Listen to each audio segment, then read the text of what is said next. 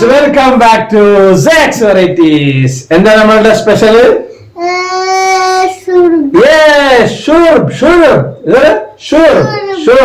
നല്ല എനർജി ക്ഷീണമൊക്കെ മാറാനുള്ള ഒരു സാധനമാണ്. അപ്പൊ ഓട്സ് വിത്ത് ഗോതമ്പ് ബീഫ്, ഇതാണ് ഞങ്ങളുടെ ഷുർബ ഇന്നത്തെ. അപ്പൊ ഈ എപ്പിസോഡ് നമ്മുടെ ചാനലിന് മുമ്പ് ഞാൻ 1-2 ഷുർബ വിട്ടിട്ടുണ്ട്. ഏകദേശം വേറെ മോഡൽ ഷുർബാണ് നമ്മൾ ഇപ്പോഴത്തെ ഷുർബ. അപ്പൊ അത് നിങ്ങൾ സ്കിപ്പ് ചെയ്യാതെ കാണാം.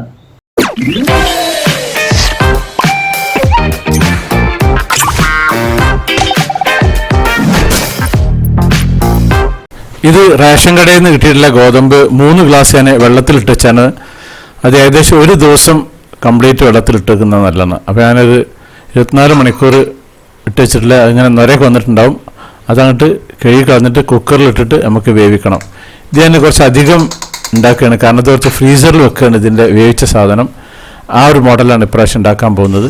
അപ്പോൾ ഇത് മുങ്ങത്തക്ക വിധത്തിൽ വെള്ളം ഒഴിക്കുക. വെള്ളം ഒഴിച്ച് കഴിഞ്ഞിട്ട് ഏകദേശം ഒരു 1.25 ഇഞ്ച് ഉയരത്തിൽ വെള്ളം വെച്ചിട്ട് ഇത് നമുക്ക് ഇനി കുക്കറിൽ വേവിക്കാനുള്ളതാണ്. ഇത് ആവശ്യത്തിന് ഉപ്പിടുക, പിന്നെ ഒരു 6 പീസ് വെളുത്തുള്ളി ഇടുക, പിന്നെ ഈ 3 പൂവിടുക, 2 ഏലക്കായ ഇടുക,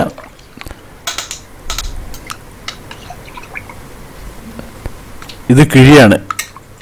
ഈ കിഴിനെ പറ്റി വിശദീകരിച്ച് ഞാൻ പിന്നെ പറയാം. ഇത് ഞാൻ അടച്ചിട്ട് അടുപ്പ് വെക്കാൻ പോവുകയാണ്. ഇത് ഏകദേശം ഒരു 20 സ്റ്റീം വരണം, എന്നാലും അത് ഇങ്ങോട്ട് വെന്ത് കിട്ടുക. അങ്ങനെയാണ് ഇതിൻ്റെ അളവുള്ളത്.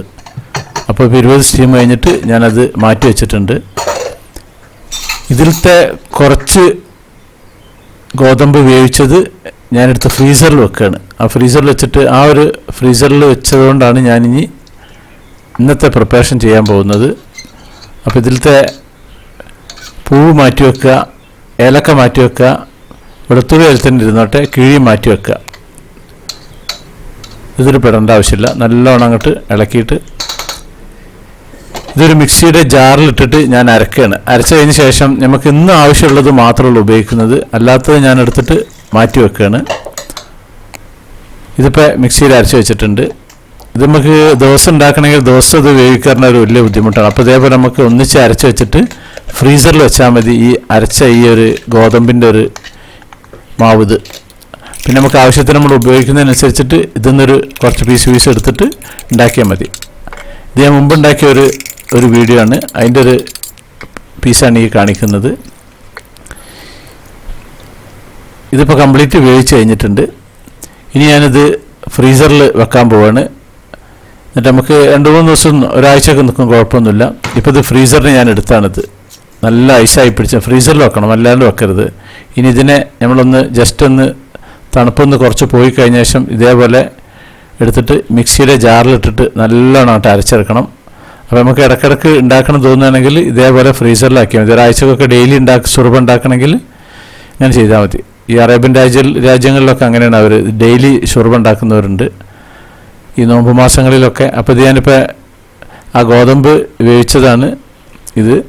അപ്പോൾ ഇതിന് ഞാനൊരു മിക്സിയുടെ ജാറിലേക്ക് കുറച്ച് വെള്ളം കൂട്ടിയിട്ട് ഇങ്ങോട്ട് അരച്ചെടുക്കുകയാണ്.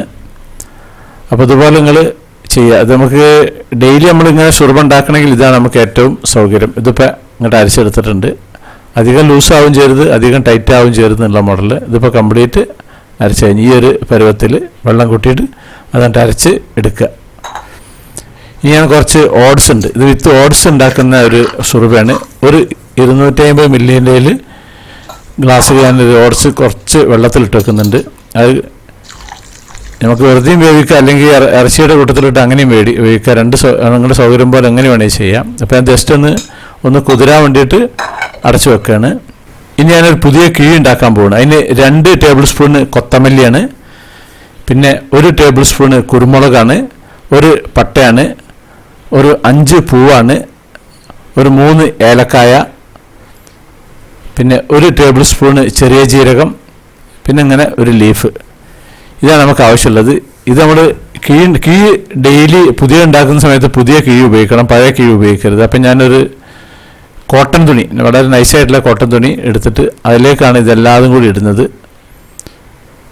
ഇത് കംപ്ലീറ്റ് അതിലേക്കൊന്ന് ജസ്റ്റ് ഒന്ന് പൊട്ടിച്ചിട്ട് അതിലേക്ക് ഇടുക.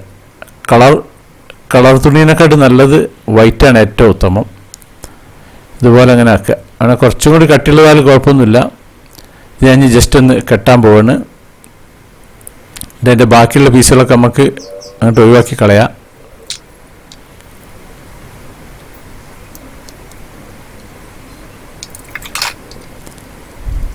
ഇനി ഒരു മുട്ടി എടുത്തിട്ട് ഒന്നിങ്ങനെ ജസ്റ്റ് ഒന്ന് ചതക്കുക.